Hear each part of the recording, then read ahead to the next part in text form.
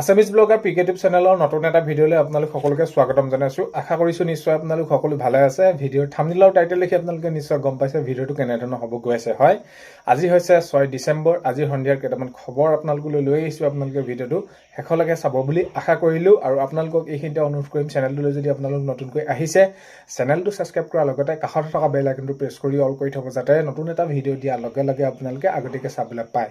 যদি ভিডিঅ'টো চাই ভাল পায় লাইক এটা কৰিব আৰু শ্বেয়াৰ এটা কৰিব। আপোনালোকে কেনে পালে কমেণ্টৰ জৰিয়তে জনাবলৈ নাপাহৰিব। তো প্ৰথমটো খবৰ হৈছে যে হয় ২৬ৰ বাবে, যিহেতু ২০২৬ত এতিয়া এইখিনি ২৬ত এতিয়া বিধানসভা নিৰ্বাচন হ'বলৈ গৈ আছে। ২৬ৰ বাবে সম্পূৰ্ণ সাজু বিজেপি, এনেদৰে জনাইছে মাননীয় মুখ্যমন্ত্ৰী মহোদয়ে।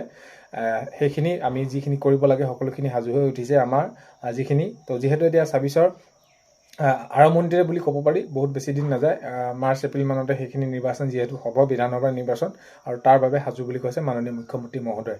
আমি যদি তাৰ বিপৰীতে চাওঁ, এইখিনি কিন্তু এতিয়ালৈকে মিত্ৰতাই চূড়ান্ত হোৱা নাই। বিৰোধীৰ ক্ষেত্ৰত এতিয়া যিহেতু আপোনালোকে গম পায় সকলোখিনি একগোট হৈছিলে, সেইখিনি তেনেদৰে তেওঁলোকে সভা অনুষ্ঠিত কৰিছিলে, কেনেদৰে কি কৰিব পাৰি সংবাদমেল তেনেদৰে সম্বোধন কৰিছিলে তেওঁলোকে, কিন্তু এতিয়ালৈকে কোনো মিত্ৰতা চূড়ান্ত হোৱা নাই বিৰোধী। তো এইখিনি ক্ষেত্ৰত আৰু দেখা যাওক আগন্তুক। তো ৰাজনীতিৰ ক্ষেত্ৰত এতিয়া তেনেদৰে আছেই।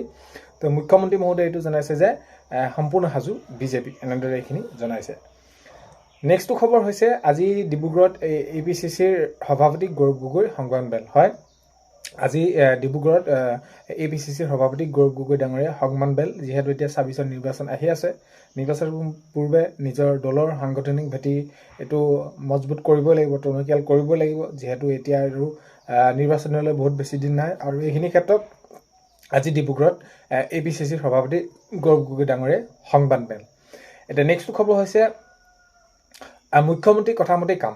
মাননীয় মুখ্যমন্ত্ৰী মহোদয়ে যিটো কয় সেইটোকে তেনেদৰে কৰি ৰখায়। মুখ্যমন্ত্ৰী কথামতেই কাম। আৰু বাগিচাৰ শ্ৰমিকৰ ভূমি অধিকাৰ প্ৰদানৰ পাছতেই বাগিচাই চলিছে এতিয়া জৰীপ। তো এতিয়া মাননীয় মুখ্যমন্ত্ৰী মহোদয়ে যিহেতু এইখিনি কথা উল্লেখ কৰিছিলে শীতকালীন অধিৱেশনত যোৱা কেইদিনমানৰ আগত, আৰু এতিয়া কি হৈছে সকলোৱে তেনেদৰে জনাইছে আৰু সেইখিনি কৰিছেও কামখিনি। মুখ্যমন্ত্ৰী মহোদয়ৰ কথা মতেই কাম। এতিয়া বাগিচা শ্ৰমিকৰ ভূমি অধিকাৰ প্ৰদানৰ পাছতে এইখিনি যিহেতু শীতকালীন অধিৱেশনত সেইখিনি হ'ল, আৰু এতিয়া বাগিচাই চলিছে জৰীপ কাৰ্যসূচী, তেনেদৰে সেইখিনি চলি আছে।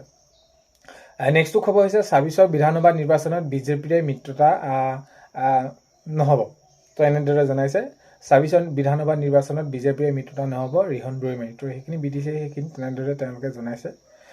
নেক্সটটো খবৰ হৈছে উচ্ছেদ আগতেও চলিছিলে, এতিয়া বৰ্তমানো চলি আছে, আৰু আগন্তুক সময়তো উচ্ছেদ চলি থাকিব। এইখিনি ক্ষেত্ৰত মাননীয় মুখ্যমন্ত্ৰী মহোদয়ে সেইখিনি জনাই আছে। যদি এতিয়া যিহেতু বিভিন্ন ধৰণৰ কাৰ্যসূচীত মাননীয় মুখ্যমন্ত্ৰী মহোদয়ে তেনেদৰে সেইখিনি তেওঁলোকে কি হয় অনুষ্ঠানত অংশগ্ৰহণ কৰি আছে, আৰু তেতিয়া সেই উচ্ছেদৰ প্ৰসংগ যেতিয়া নেকি আহি পৰে, মাননীয় মুখ্যমন্ত্ৰী মহোদয়ে কৈছে যে অবৈধভাৱে যিসকলে তেনেদৰে সেইখিনি চৰকাৰী মাটিত তেওঁলোকে আছে সেইখিনি উচ্ছেদ চলিবই, আৰু আগন্তুক সময়তো চলিয়ে থাকিব। এতিয়া যিহেতু চলি আছে, আগতেও চলিছিলে, এইখিনি ক্ষেত্ৰত মাননীয় মুখ্যমন্ত্ৰী মহোদয়ে জনাইছে।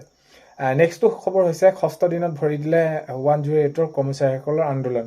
এতিয়া যিহেতু 108ৰ যিসকল গাড়ী চালক আছে, তেওঁলোকৰ আছে, তেওঁলোকৰ সেইখিনি যিখিনি সমাধান কৰি দিবৰ বাবে তেওঁলোকে সমস্যাখিনি তেওঁলোকে দাঙি ধৰিছিলে, তেওঁলোকৰ সেইখিনি ক্ষেত্ৰত তেওঁলোকক কোনো ধৰণৰ এতিয়ালৈকে সমাধান কৰি দিয়া নাই। আৰু এতিয়া এইবাবে আজি এই গুৱাহাটী চচলত সেইখিনি আন্দোলন চলাই আছে। এতিয়া হয় ৬ষ্ঠ দিনত ভৰি দিলে 108ৰ কৰ্মচাৰীসকলৰ আন্দোলনে, এতিয়া সেইখিনিও তেওঁলোকে তাতে তেনেদৰে আছে। নেক্সটটো খবৰ হৈছে অসমত চূড়ান্তভাৱে ব্যৰ্থ জল জীৱন মিছনৰ বিষয়টো।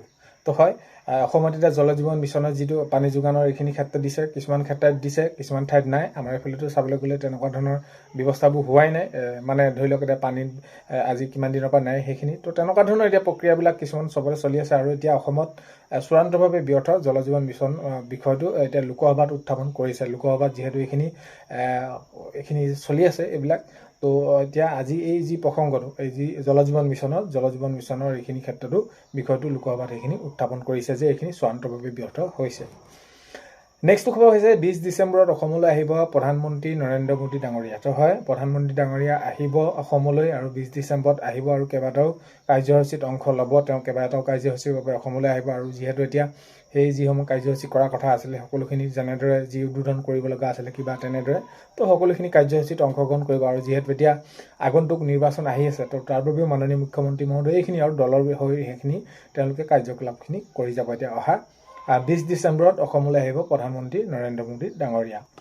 নেক্সটটো খবৰ হৈছে জুবিন গাৰ্গৰ ৰহস্যজনক মৃত্যুৰ অভিযোগনামা প্ৰায় সম্পূৰ্ণ হয়। জুবিন গাৰ্গৰ যি তেনেদৰে মৃত্যু হৈছিল আৰু মৃত্যুৰ পাছত তদন্ত SIT যেনেদৰে কৰিছিল আৰু এতিয়া যি অভিযোগনামা প্ৰায় সম্পূৰ্ণ হৈছে আৰু এইখিনি ক্ষেত্ৰত আজি সংবাদমেলো সংবোধন কৰিছে। তো সেইখিনি আপোনালোকে গমে পাই আছে। তো সেয়ে অতি সোনকালে মাননীয় মুখ্যমন্ত্ৰী মহোদয়ে সেইখিনিও জনাইছে যে চাৰ্জশ্বিট দিয়া হ'ব আৰু ন্যায় পাবই বুলি তেনেদৰে সেইখিনি জনাইছে। হয়, জুবিন গাৰ্গৰ ৰহস্যজনক মৃত্যুৰ অভিযোগনামা প্ৰায় সম্পূৰ্ণ হৈছে। নেক্সটটো খবৰ হৈছে নিজ জনগোষ্ঠীয় ৰাইজক সজাগ কৰাত দিনে নিশাই ব্যস্ত আক্ৰাছু। হয়, আক্ৰাছুৱে কি কৰিছে, নিজ জনগোষ্ঠীয় যিসকল ৰাইজ আছে ৰাইজক সজাগ কৰা লাগি গৈছে দিনে নিশাই, আৰু দিনে নিশাই তেওঁলোকে ব্যস্ত হৈ আছে।